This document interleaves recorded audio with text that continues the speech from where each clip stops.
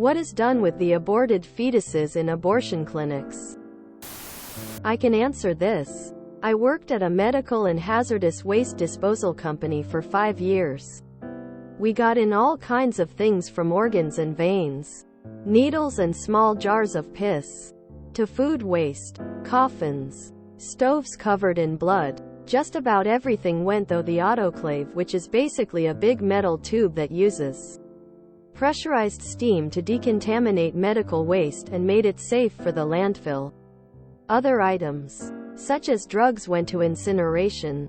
Edit. So to answer your question, it's handled by a medical waste company and they are most likely autoclaved or incinerated.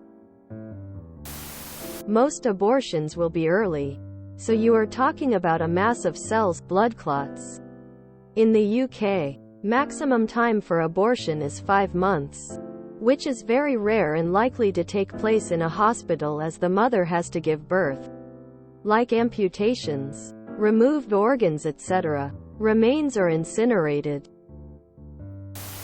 It's worth noting that most abortions are done at a stage where the entire pregnancy tissue is between the size of a pea or a dime.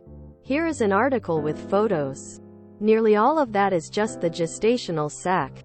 You cannot even see the embryo because at that point it's literally just a microscopic blob of cells. This is when 80% of abortions are done.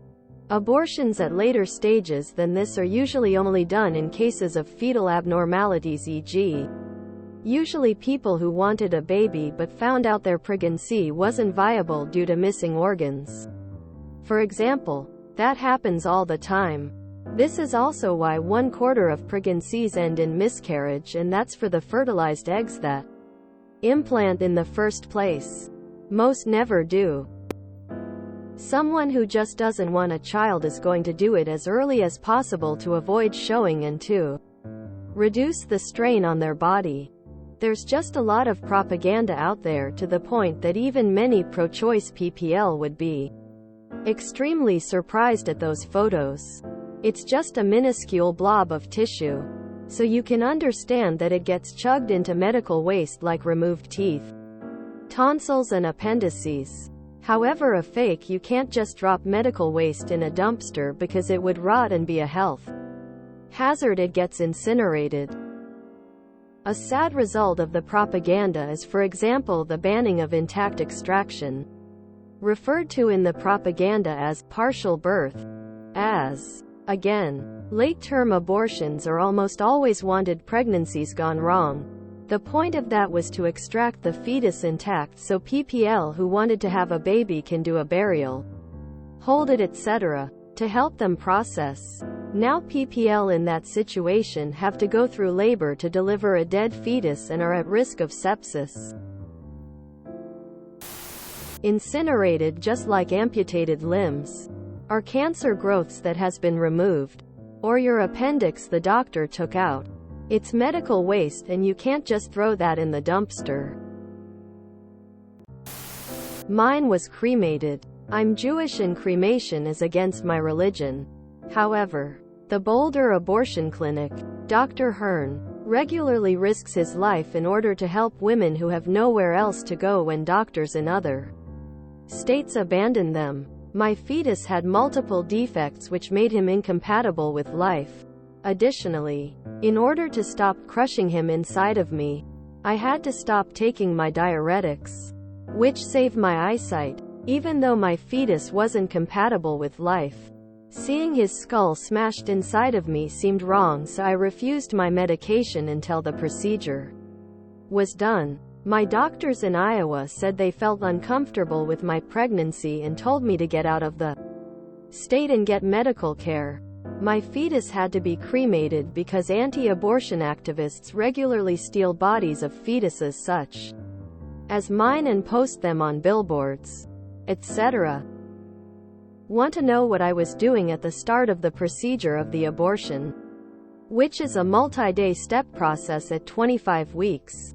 I was calling a rabbi begging them to allow my cremated fetus to be buried with my Jewish mother in the Jewish cemetery she was buried in. Luckily, an exception could be made in that cemetery. This aspect of my abortion, being forced to cremate my fetus so people wouldn't take him for propaganda, was the cruelest part of all. It went against my religion. But for the sake of human dignity and to protect him, I had to allow him to be cremated. If I had stayed in my state, they would have had to wait to do anything until he was a stillborn. Even if my eyesight was gone, it didn't matter. They counted it as my health still being intact, and I could probably just go through neurosurgery instead of giving me medical care, aka an abortion. I work for a company that handles this in my city for our district health board. Every week we do what is called a collective cremation. All the tissues from surgery, all the unwanted placenta from births, and all the products of conception, POC, the legal name for any fetus that is under 20 weeks in my country, are collected by myself and my colleagues, then cremated at a normal crematorium once a week. The ashes are scattered in a specific garden dedicated for the purpose at the cemetery that did the cremation. Not every week includes POC, but at least once a fortnight there is at least some to be cremated. I would assume most medical waste gets incinerated. They're certainly not just chucking fetuses in the trash. Any biological waste is a biohazard and needs to be sterilized, either incinerated or superheated with steam, a process known as autoclaving. Aborted fetal tissue, depending on length of gestation, is often indistinguishable from a large blood clot. It is disposed of in the contaminated waste and incinerated. This is from the perspective of surgical abortion fairly early in pregnancy or following a miscarriage. But this could be slightly different in specialist abortion clinics. I wonder whether clinics offer an option for the parents to obtain the remains for burial or cremation? I know we don't do that in the hospital. Into the incinerator with the rest of the medical waste. Makes me wonder who out there really believes that there are people that hate babies so much that they are performing late-term abortions of almost due fetuses and throwing them unceremoniously into a dumpster for the city dump to come pick up. You'd have to be stupid OT mentally ill to believe it. When I had a miscarriage, I was told by the nurse that all the tissues that are miscarried on site in the hospital are stored, then buried at a nearby memorial site on a monthly basis. This is so that the mothers can visit them if they want to. It wasn't for me, but somehow I found it very reassuring and exceedingly kind. Whoever you heard this from, I recommend not listening to anything they say ever again. If I had to guess, it depends on the hospital, clinic, but from my time working trash at a hospital, anything that was made of tissue, or otherwise was biological and wasn't blood, was incinerated. I had to carry about 16 feet across the hospital to the trash room in my 7 months working there. I guess you also have to remember that some early abortions, up to about 12 weeks I believe, won't be a fetus. It'll be a pill the woman takes and has a heavy period, miscarriage at home. It depends on state law. In some states, the fetus has to be treated like human remains, which means sending it to a funeral home or crematorium to be prepared for burial or cremation. In other states it can be treated as medical waste, which means it gets sent for incineration. With the patient's permission, most of the time it is donated to studies, medical research, DNA studies. In Rome, Italy, we used to bury them without the mother's consent, and putting the mother's name on the cross. Most abortions involve suctioning, so everything gets contained within a suction canister which is disposed of in the red biohazard bags. Due to EPA regulations, most of this type of waste can no longer be incinerated, so most medical waste companies will grind or shred the bags so materials get broken down, then can be placed through heat, steam, which will kill bacteria, germs, etc.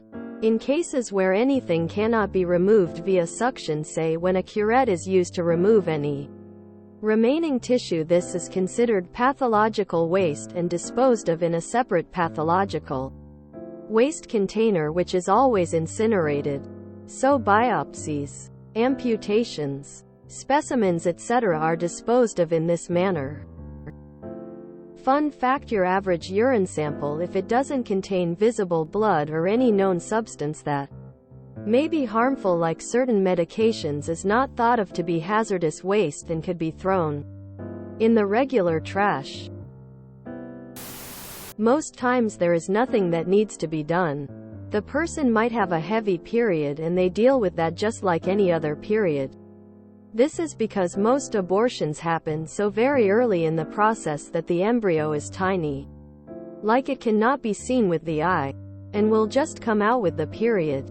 If it is a really late abortion, it usually means that the person wanted to have a baby but something went wrong. You might as well call it a miscarriage. If there is a fetus that is large enough to have to do something with, they will ask the person what they want to do with it. Some might choose to have a burial or cremation so they can keep the ashes. Others might decide they don't want to go that route, and then the remains are dealt with in the same way they deal with all the other pieces they remove from people's bodies. Mostly gets incinerated, cremated. But it is not going into a regular dumpster on the side of the road.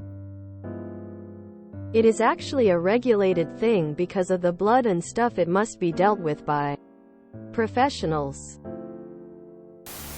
In the early 1990s, I worked at a homeless shelter with mentally ill patients. One of the patients had an abortion and she brought the medical waste with her to the shelter in a vacuum-sealed bag. She was out of her head with anger and grief and threw the sealed bag at one of my colleagues. It stayed sealed, but we were all pretty horrified. If you enjoyed this video, please check out our playlists full of similar content. Epicaricast is like doom scrolling for your ears. Please like, share, and subscribe.